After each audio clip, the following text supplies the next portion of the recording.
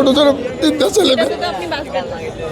এটা তো আপনাকে রেহাই দিবে না যে আপনি যদি কোনো রকম কোনো হাতাহাতি করেন বা কোনো রকম অন্যায় কাজ করেন সেখানে তো আপনি বাঁচবেন না। তো এই ক্ষেত্রে কি করবেন?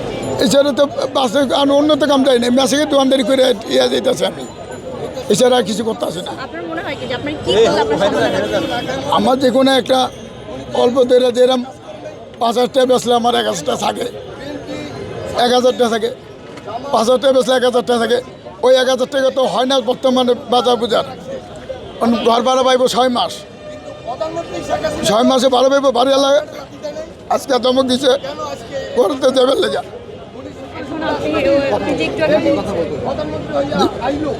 আগে বললেন যে এটা না হলে খারাপ পথে যেতে হবে, তো এই কি কিছু নাই তো না বইতে বললে আমি 2টা ঝুড়ি লাগাই এমরাই ধরলে যে ম্যাজিস্ট্রেট ধরবো, 3,000 টাকা ধরবো, ইয়ে করবো, কী করবো?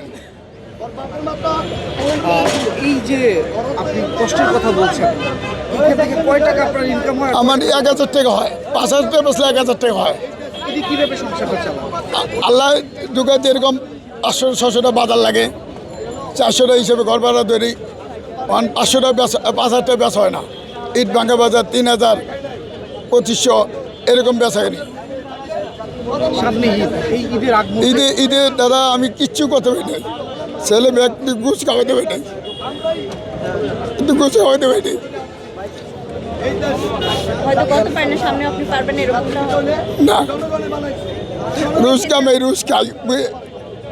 ওই জায়গা থেকে আমরা চাহিদাটা কি যে আসলে জি ওই জায়গা থেকে আমরা চাহিদাটা কি যে সামনে তো কোরবান আসতেছে, যে আইতা সেই টুকটাক করে খাইতে পারলে এই আমরা গোষ্ঠী কোরবানি দিতাম না, ইয়ে করতে পারবো না। আমরা একটা গোশ কিনে খাওয়া লাগবো, ওই বেঁকে বেসে কোরবানি দেয় না বেচালায়, ওইটা কিনে আমাকে খাওয়া লাগবো। কারো তরফ থেকে আসে না, না।